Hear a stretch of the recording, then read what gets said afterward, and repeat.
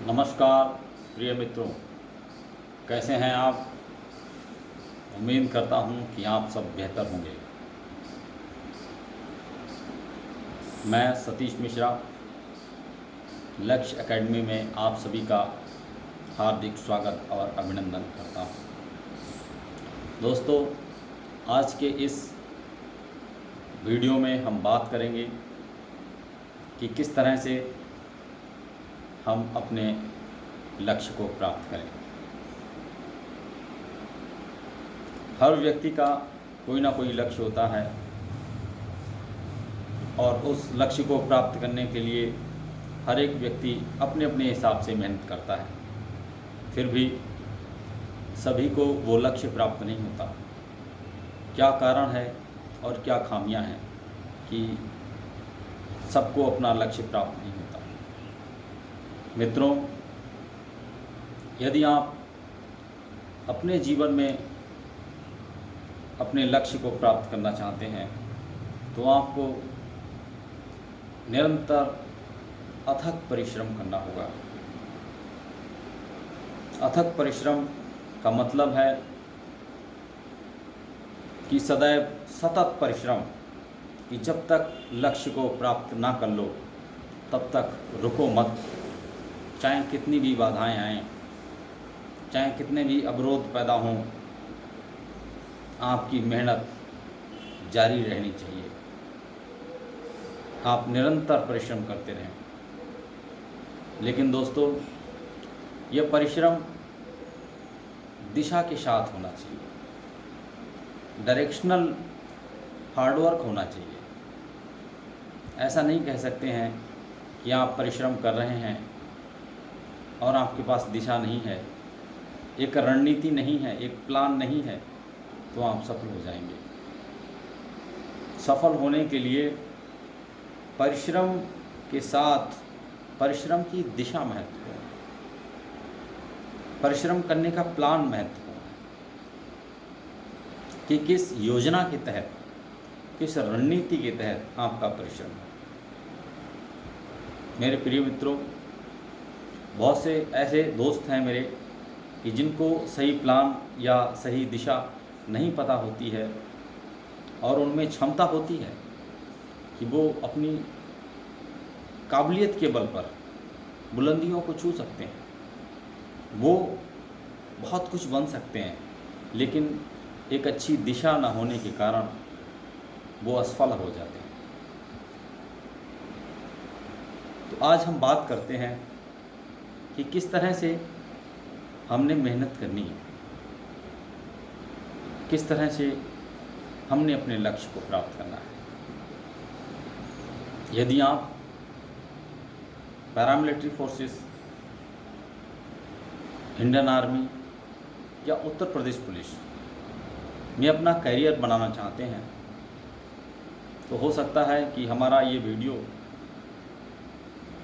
आपके लक्ष्य को प्राप्त करने में कुछ मदद दे सके, आपको एक प्लेटफॉर्म मुहैया करा सके कि आप उस प्लेटफॉर्म से अपने लक्ष्य को प्राप्त कर सकें।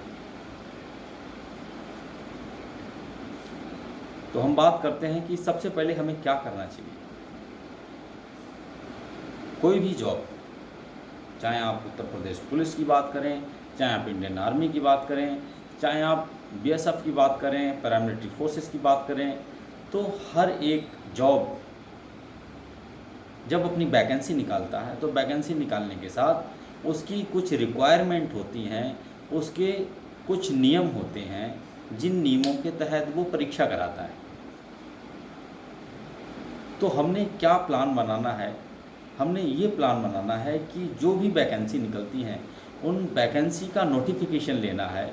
नोटिफिकेशन में उसका जो सिलेबस है, रिटन एग्ज़ाम का सिलेबस है, फिजिकल फिटनेस का जो सिलेबस है, उस सिलेबस के हिसाब से परिश्रम करना है और अपने आप को उस सिलेबस की सारे पक्षों पे खरा उतारना है।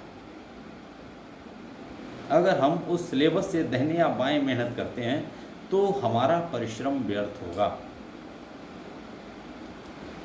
स्पेशली हम आर्मी की बात करते हैं तो आर्मी में सबसे पहले फिजिकल होता है।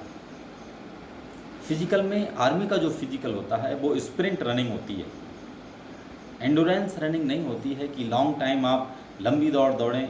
आपका 5 मिनट का पोटेंशियल चेक किया जाता है कि आप 5 मिनट में कितनी स्पीड के साथ, कितनी कैपेसिटी के साथ दौड़ सकते हैं।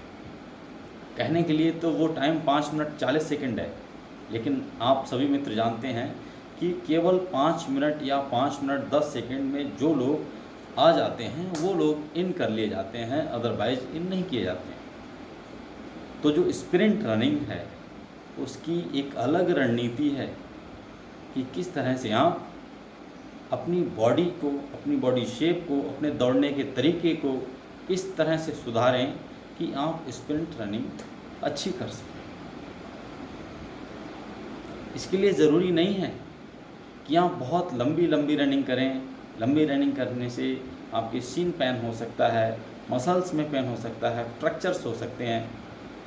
तो हमारा मुद्दा ये है कि किस तरह से हम स्प्रिंट रनिंग करें। स्प्रिंट रनिंग करते समय हमें खाने में क्या लेना चाहिए, डाइट्स क्या होनी चाहिए और क्या नहीं खाना चाहिए। कि बहुत से ऐसे खाने हैं जो हमें फैटी बनाते हैं, हमारे अंदर वज़न बढ़ा देते हैं। जब आप स्प्रिंट रनिंग करते हैं तो सबसे पहले आपका वेट कंट्रोल होना चाहिए, बोन्स मजबूत होनी चाहिए। जिन दोस्तों की बोन्स मजबूत नहीं होती हैं, कैल्शियम की डिफिशियंसी होती है, वो लोग जब रनिंग करते हैं तो उनके पैरों में दर्द हो जाता है।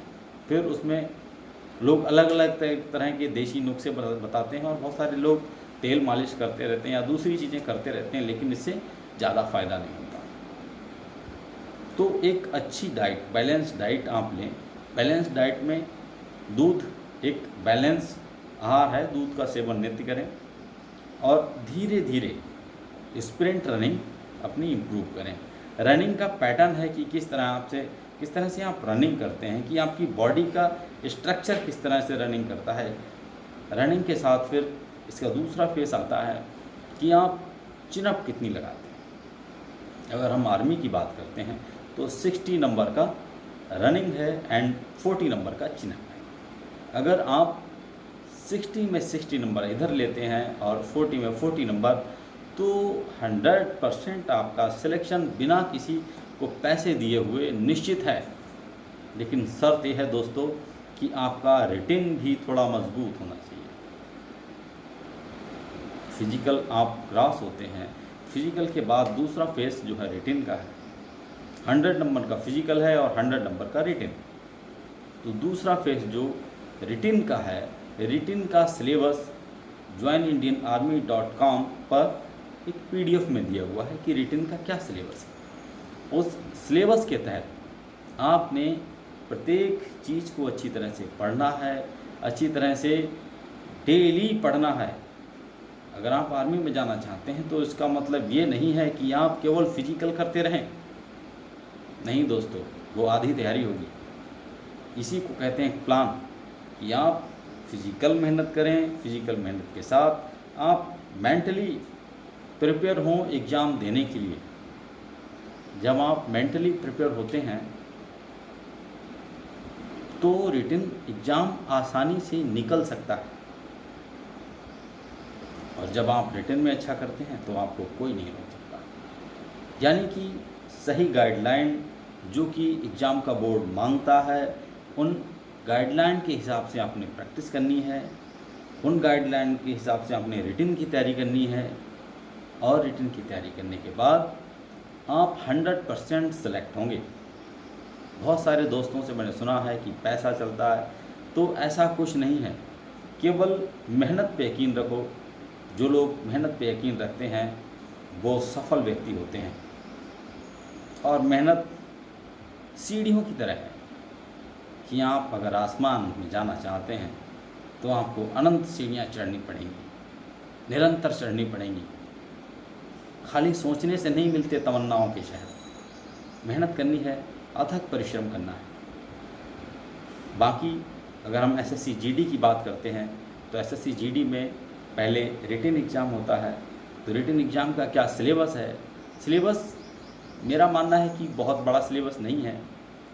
सिलेबस छोटा है, बस ये है, सिलेबस चाहे छोटा हो चाहे बड़ा हो, मायने नहीं रखता।